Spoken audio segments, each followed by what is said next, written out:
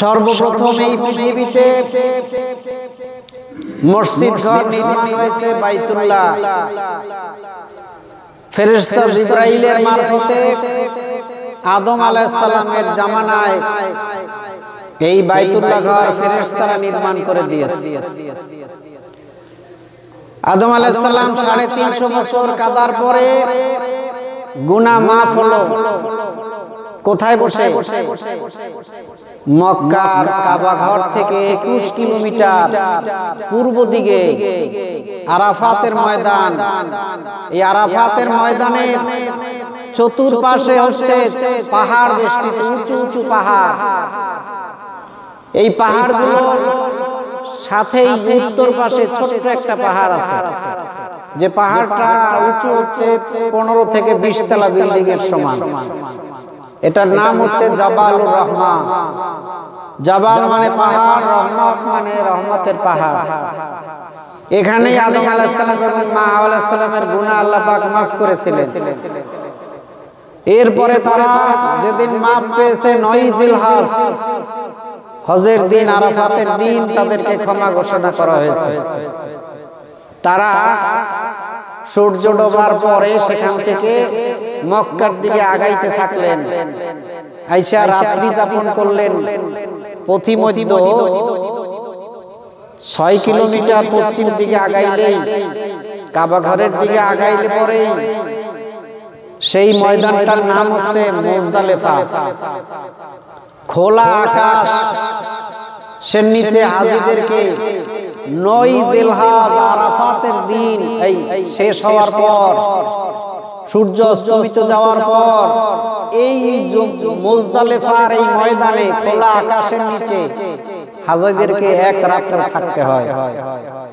হোক সে আমেরিকার প্রেসিডেন্ট, হোক সে ইরাকের প্রেসিডেন্ট, হোক সে লিবিয়া, সুদান, জর্দান, সৌদি আরব, ওমান, বাহরাইন, কাতার, যত পাওয়ারফুল প্রেসিডেন্টই হোক, এখানে তাকে এক রাত্র খোলা আকাশের নিচে থাকতে হবে। কারণ কি? মা হাওয়া এবং আদম আলাইহিস সালাম এখানে সর্বপ্রথম পৃথিবীতে আপনার এই জায়গায় আদম হাওয়া মাপ পাওয়ার পরে এই ময়দানেই খোলা আকাশের নিচে থেকেছিলেন। তারা শুয়েছিলেন এবং মানব সৃষ্টির যে সূত্রপাত, তাদের সন্তান দুনিয়ায় আগমনের, দুনিয়ায় আপনার জন্ম লাভ করার যে সূত্রপাত ঘটনা, সেই সন্তান ভূমিষ্ঠ হওয়ার সূত্রপাত এখান থেকেই আপনার ঘটেছিল। তারা সর্বপ্রথম দুনিয়ায় এসে শারীরিকভাবে এই ময়দানে তারা মিলিত হয়েছিলেন। আদম এবং হাওয়া আলাইহিস সালাম এখানে খোলা আকাশের নিচে থেকেছিলেন বিধায় তার সন্তান, আদম সন্তান যারা, তাদেরকেও এখানে খোলা আকাশের নিচে থাকতে হবে। হোক সে আপনার আমেরিকার প্রেসিডেন্ট, যত বড়ই ক্ষমতাশালী হোক। এখান থেকে তারা রওনা দিলেন পরের দিন আপনার মক্কা শরীফে। আল্লাহর কাছে দাবি করলেন, আল্লাহ, আসমানে তো ফেরেশতাদের একটা কাবা ঘর আছে যেটার নাম বাইতুল মামুর। নামটা বলেন সবাই একটু, বাইতুল মামুর। আল্লাহ, আমি ওই ফেরেশতারা ওখানে তাওয়াফ করে এবং ইবাদত করে। আল্লাহ, ওই রকম একটা ঘর পাইলে আমি দুনিয়ায় একটু ইবাদত করতে পারতাম। আল্লাহ আদম আলাইহিস সালামের দোয়া কবুল করলেন। ফেরেশতাদেরকে জিবরাইলকে পাঠাই দিলেন ফেরেশতা সহ, যে যাও দুনিয়ার মধ্যমণি জায়গায়, পৃথিবীর নাভিস্থল জায়গায়। নাভিস্থল বোঝেন? মানুষের নাভিস্থল আছে। নাভিস্থলটা এমন জায়গা যে এখান থেকে পায়ের পাতাও যতটুকু, এখান থেকে মাথার তালুও ততটুকু। শরীরের, মানব শরীরের মধ্যবর্তী স্থান হচ্ছে নাভিস্থল। দুনিয়ার নাভিস্থল ঠিক মিডল পয়েন্ট হচ্ছে এই মক্কাতুল মুকাররমা। পৃথিবী যখন জমাট যদি ছিল, পানির ভিতরে নিমজ্জিত ছিল, পানিগুলো আস্তে আস্তে ফেনা ফনাত থেকে আপনার মাটিতে আস্তে আস্তে পলি মাটিতে জমাট বাঁধা শুরু করলো। সর্বপ্রথম এই মক্কাতুল মুকাররমার এই মাটিটা আস্তে আস্তে শক্ত হইতে থাকলো, ভূমিতে পরিণত হতে থাকলো। এই জায়গাটা হচ্ছে পৃথিবীর ভিতরে সবচেয়ে উঁচু স্থান। আরবিতে উঁচুকে বলা হয় কাবা। আল্লাহ পাক উযুর যে 4টা ফরজ আছে, কয়টা ফরজ? 4টা ফরজ। আল্লাহ পাক নির্দেশ দিচ্ছেন ফাগসিলু উযুহাকুম, ধৌত করো তোমাদের মুখমণ্ডল, ওয়া আইদিয়াকুম, ধৌত করো তোমাদের হাত, ওয়া আরজুলাকুম ওয়া আমসাহু বিরুসিকুম, তোমাদের মাথা মাসে করো, ওয়া আরজুলাকুম ইলাল কাবাইন, এবং তোমাদের পা দুটো ধৌত করো। কোন পর্যন্ত? কাবাইন। কাবা, কাবা হচ্ছে এক বছর, কাবাইন মানে 2 বছর, 2 কাবা। এই কাবাটা কি? আরবিতে আমরা যে এই পায়ের এইখানে যে নলা আছে, এখানে আপনার একটা উঁচু হাড্ডি আছে, আছে কিনা? উঁচু হাড্ডিটাকে বলা হয় আরবিতে কাবা। কাবা মানে, কাবা শব্দের আবিধানিক অর্থ হচ্ছে উঁচু। তো এখানে যেহেতু আমাদের এই নলার এখানে উঁচু আছে, এখানে এটাকে কাবা বলা হয়। তো কাবা শব্দের অর্থ হচ্ছে উঁচু ভূমি।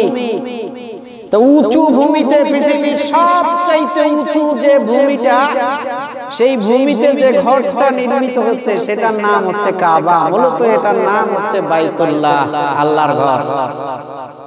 আল্লাহ জিবরাইল আমিনকে পাঠাই দিলেন যে আমি দুনিয়ায় যাও, মক্কাতুল মুকাররমায় আমি বাইতুল মামুর, আসমানে যে ঘরটা আছে ফেরেশতাদের কাবা, আমি সেই ঘরের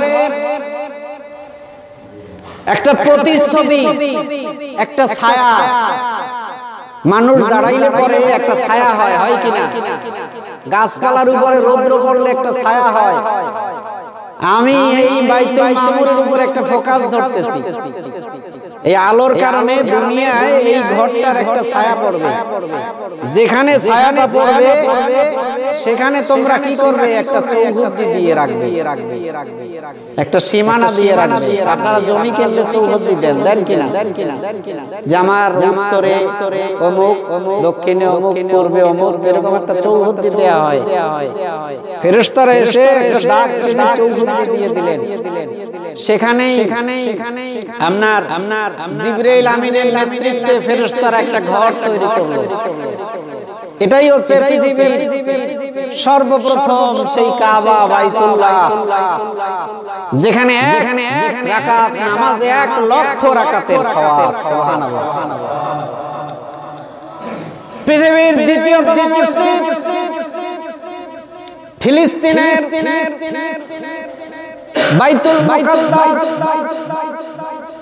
যার এক নাম বাইতুল মুকাদ্দাস, আর এক নাম হচ্ছে বাইতুল কুদস, আর এক নাম হচ্ছে জেরুজালেম মসজিদ, আর এক নাম হচ্ছে বাইতুল আকসা। এই মসজিদ পৃথিবীর ভিতরের সবচাইতে দ্বিতীয়তম মসজিদ, যেই মসজিদটা সুলাইমান আলাইহিস সালামের নেতৃত্বে তৈরি হয়েছিল। কোন মানুষে করে নাই। সুলাইমান আলাইহিস সালামের আনুগত্যশীল ছিল জেনেরা, তার আজ্ঞাবহ ছিল, তার কথা শুনতো, তার বাধ্যগত ছিল। জেনেদেরকে দিয়া এই মসজিদ তৈরি করেছিলেন। কিন্তু মসজিদ তৈরি হওয়ার, কমপ্লিট হওয়ার আগেই আল্লাহ রাব্বুল আলামিন আজরাইলকে পাঠাই দিলেন, যাও যাও ওই সুলাইমানের জানটা কবজ করে নিয়ে আসো। আজরাইল এসে সালাম দিলেন, আসসালামু আলাইকা ইয়া নবিয়্লাহ, হে আল্লাহর নবী, আমি আজরাইল আপনার জান কবজ করতে আসছি। তাহলে আমার মসজিদটা এখনো কমপ্লিট হয় না। তুমি আল্লাহর কাছে গিয়ে বলো যে মসজিদ কমপ্লিট হওয়া পর্যন্ত আমাকে একটু সময় দেন। আল্লাহ দেয়। আল্লাহ রাব্বুল আলামিন বললেন, ইজা জাআজালুহুম লা ইস্তাখিরুনা সাআতাও ওয়া লা ইস্তাকদিমুন। যখন মৃত্যু এসে যাবে একটা সেকেন্ড আগেও করা হবে না, একটা সেকেন্ড পরেও করা হবে না। আমি নবী সুলাইমানকে কোনো সময় দিতে পারবো না, তবে আমি একটা কাজ করে রাখবো তার জন্য, যেই জেনেরা তারা অনুভবে আনতে পারবে না, তারা বুঝতেই পারবে না যে সুলাইমান আলাইহিস সালাম মৃত্যুবরণ করেছেন।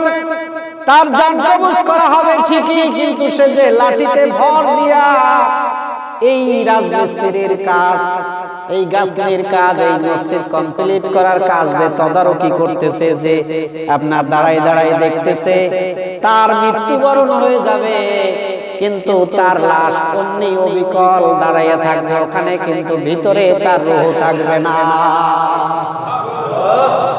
জান কবজ হয়ে গেল, লাঠি ভর দিয়ে সুলাইমান আলাইহিস সালাম দাঁড়াইয়াই থাকলেন। যেদিন কাজ কমপ্লিট হয়ে গেল, আস্তে করে তার দেহ মোবারক ঢুলে পড়ে গেল। জেনারা এসে দেখে তার রূহ নাই, শুধু নাই তা না, অনেক আগেই তার জান কবজ হয়ে গেছে। জেনারা আফসোস করতেছে, আরে আমরা যদি আগে বুঝতে পারতাম তাহলে এই গাদার খাটনি কিরা খাটতো রাত দিন সমানে কষ্ট করে, আমরা অনেক আগেই ভেগে যেতাম। বাবাজিরা, এটা হচ্ছে পৃথিবীর দ্বিতীয়তম মসজিদ। পৃথিবীর তৃতীয়তম মসজিদ হচ্ছে আল্লাহর নবী মক্কা থেকে হিজরত করে যেদিন মদিনায় আসলেন, মদিনা শরীফে প্রথম ঢোকেন নাই, তিনি ঢুকলেন হেজাজে। হেজাজে ঢুকলেন, যেই গ্রামটার নাম হচ্ছে কোবা। এখানে ছিল নবীজির নানা বাড়ি। নবীজির নানার নাম হচ্ছে আব্দুল ওয়াহাব জহুরি। তিনি স্বর্ণকার ছিলেন, স্বর্ণের ব্যবসা করতেন। আরবিতে স্বর্ণকারকে বলা হয় জহুরি বলা হয়।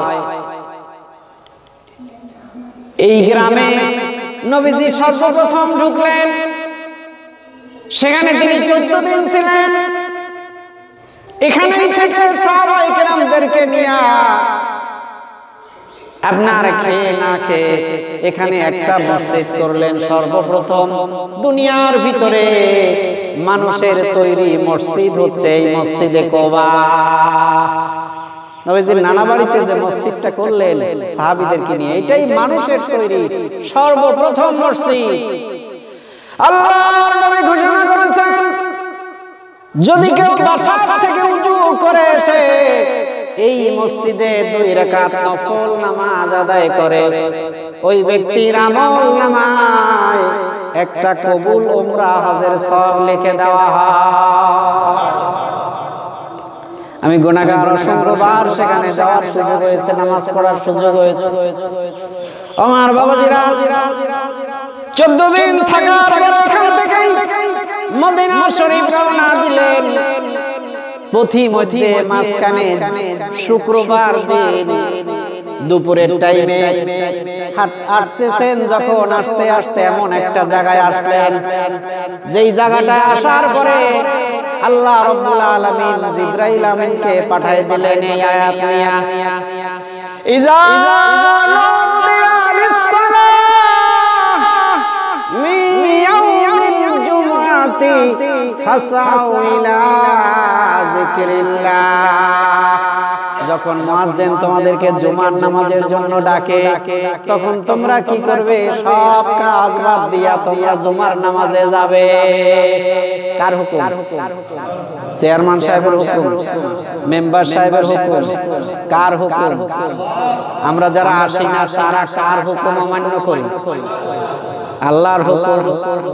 আপনি যতই কাজ করেন জুমার নামাজ পালাইয়া তুইয়া ওই খেতে আল্লাহ সুন্দর ধান দিয়া দেবে। যখন কাটবেন দেখবেন ধানের ভিতরে সব পোষা মানে সিটা হইয়া গেছে। আমি মনে হয় একটু বাড়তি করে ফেলাইলাম, কি হইছে না হয় না? কি এবার ধান কাটেন না? সিটা বেশি হইছে কি? কথা বলেন না কেন? ও দেখে তো খুব খুশি হয়েছিল যে অনেক ধান হয়েছে, আল্লাহ সিটা বানাই। কারণ কারণ আল্লাহ করোনা দিয়ে আমাদেরকে লাইনে আনার চেষ্টা করছিল, কিন্তু যখন বাজারে ঘাটে ব্যাংকে ঢুকি আপনার মাস্ক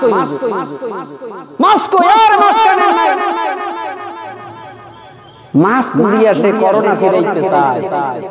আমি ওই সকল বান্দাদেরকে একটু আজকে জিজ্ঞাসা করি, মাস্ক দিয়ে আপনি করোনা ফিরাবেন? তাহলে আমার একটা প্রশ্ন, এদেশে আলেম ওলামা মরছে বেশি না ডাক্তার মরছে বেশি করোনায়?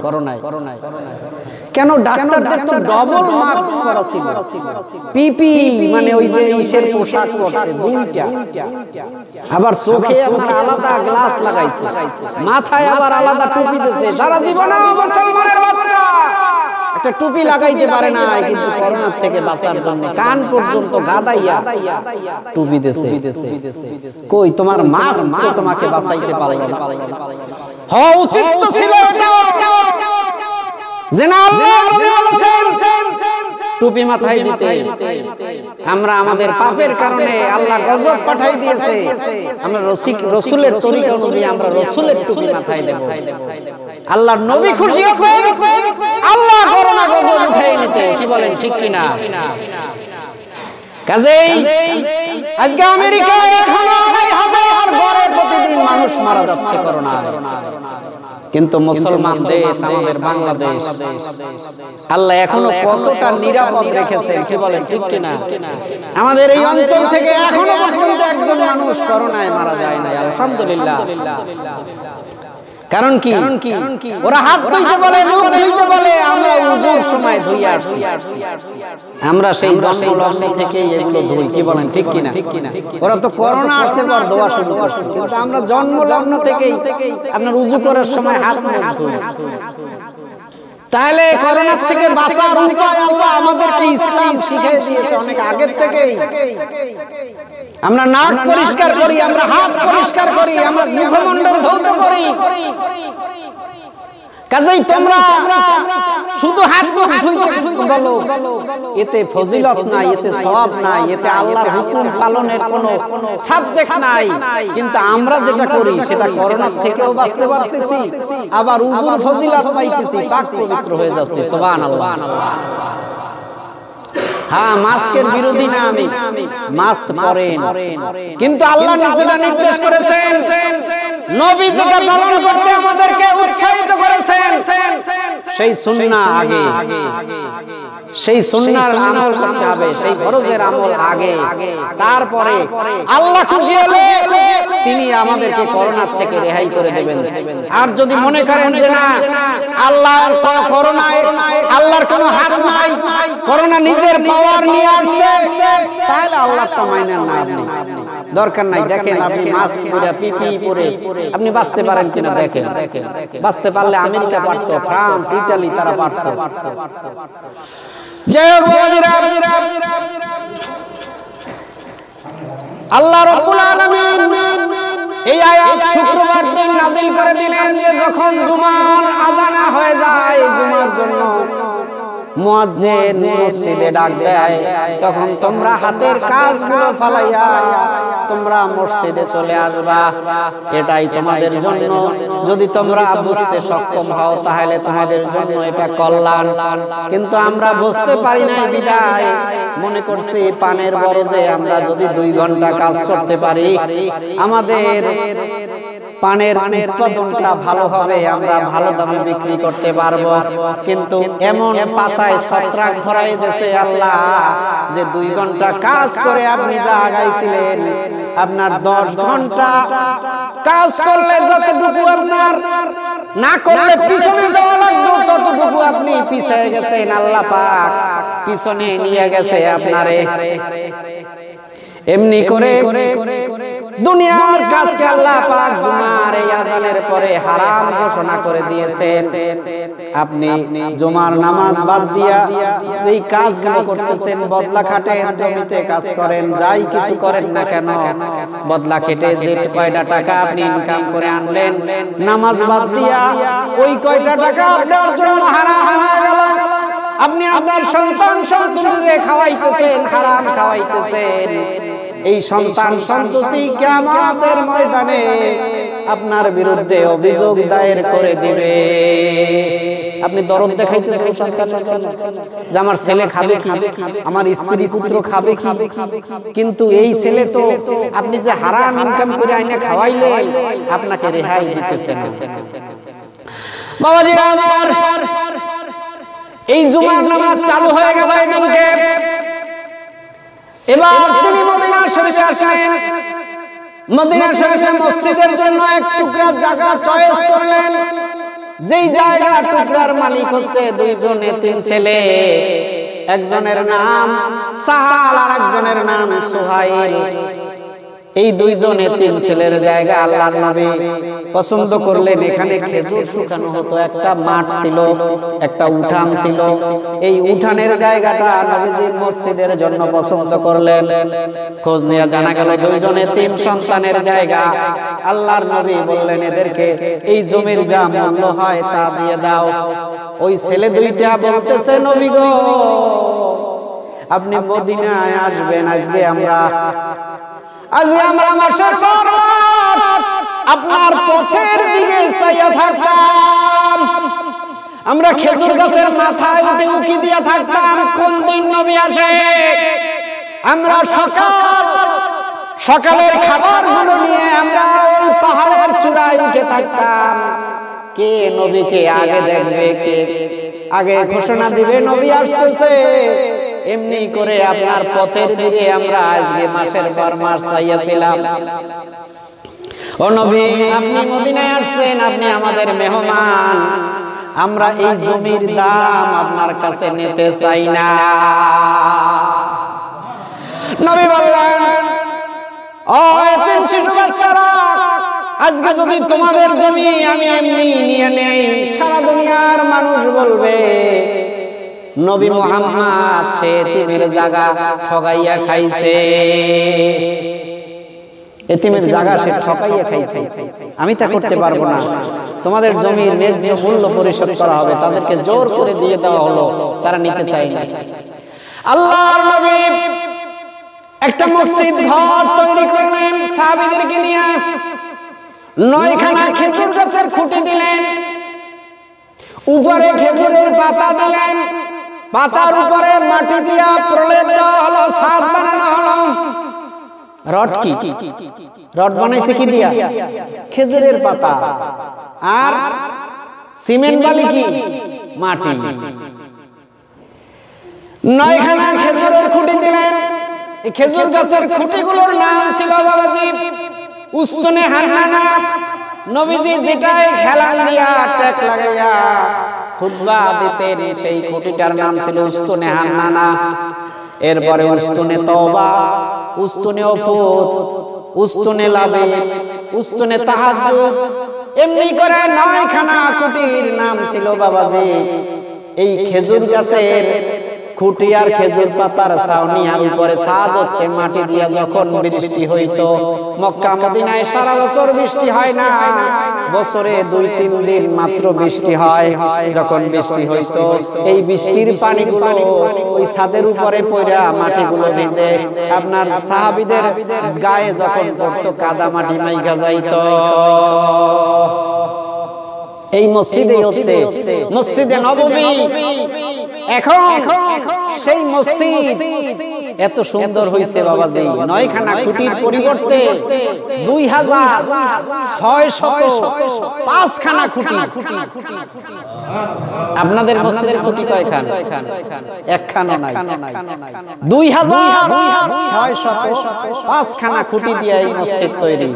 45টা বাব আছে, বড় বড় গেট।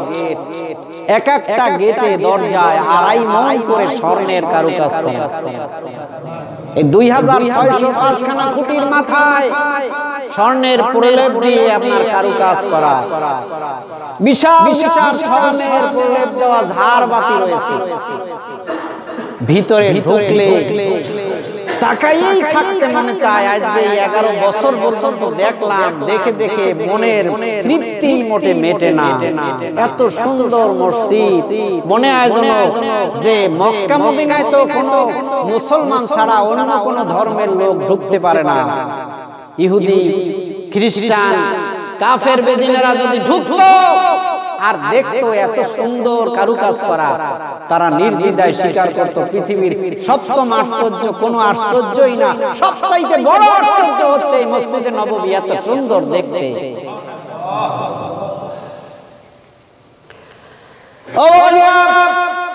12 লক্ষ মানুষ একসাথে নামাজ আদায় করতে পারে সেখানে। এত সুন্দর মসজিদ, যেই মসজিদে 1 রাকাত নামাজ আদায় করলে 50,000 রাকাত নামাজের সওয়াব আল্লাহ রাব্বুল আলামিন তার আমলনামায় লিখে দেয়। একবার সাহাবী নবীর আমলে উম্মে সালিমা গোত্রের লোক মসজিদের পাশে সেখানে এক টুকরো জায়গা খালি হলো। এই খালি হওয়ার পরে দূরেই বাড়ি ছিল উম্মে সালেমা গোত্রের লোক, সেখান থেকে তারা বাড়ি ঘর তুলে এনে এই কাছের জায়গাটায়, মসজিদের কাছে যে জায়গাটা খালি হয়েছে ওই জায়গায় এসে বাড়ি করা শুরু করলো। নবীজি জিজ্ঞাসা করলেন, তোমরা এখানে কেন বাড়ি করতেছো? বলে, হুজুর আমরা মসজিদের কাছে আসছি, আমরা তাড়াতাড়ি মসজিদে আসতে পারবো। হুজুর বললেন, না না না, তোমরা ওই দূরের বাড়িতে আবার ফেরত যাও, কারণ দূর থেকে যত কদম দিয়া হেঁটে আসবে তত পরিমাণ আল্লাহ রাব্বুল আলামিন প্রত্যেক কদমে কদমে তোমাদেরকে নেকি লিখে দিবে। দূর থেকে আসছেন আমাদের এই দুলাল ভাইজান, দূর থেকে আসছেন অনেক, প্রত্যেক কদমে কদমে আল্লাহ পাক নেকি লিখে দিয়েছেন। দূর থেকে আসছেন আজকে আসাদ ভাই আমাদের মেহমান, দূর থেকে আসছেন আমার শ্রদ্ধেয় মিয়া ভাই মাওলানা মাহবুবুর রহমান, সেই স্বরূপকাঠি থেকে আসছেন 26 কিলোমিটার দূর থেকে। আল্লাহ পাক প্রত্যেক কদমে কদমে নেকি লিখে দিয়েছেন, বলেন সুবহানাল্লাহ। আল্লাহর নবী বলেন, মান বানা লিল্লাহি মাসজিদান বানাল্লাহু লাহু বাইতান ফিল জান্নাহ।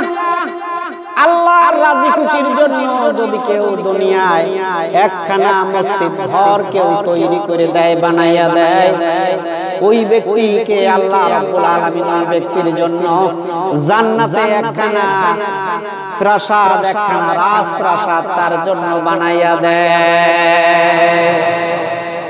হুজুর আমার তো এরকম টাকা নাই যে আমি একখানা মসজিদ একলা বানাই দেব। হ্যাঁ, আমরা যা আছে তাই দিয়ে আমরা অনেকে মিলে সহযোগিতা করে বানাইতে পারি। আল্লাহ পাকের ভান্ডারে তো আর কম নাই। আল্লাহ ইচ্ছা করলে তো এক একজনকে আমাদের নিয়ত অনুযায়ী এক একখানা দিয়েও দিতে পারে, কি বলেন ঠিক কিনা? তাতে কি আল্লাহর ভান্ডারে টান পড়বে? পড়বে না। আল্লাহর নবী বলেন, قال عليه الصلاة والسلام شر البقاع أسواقها وخير البقاع مساجدها। দুনিয়ার মধ্যে সবচাইতে খারাপ এবং নিকৃষ্ট জায়গা হচ্ছে বাজার।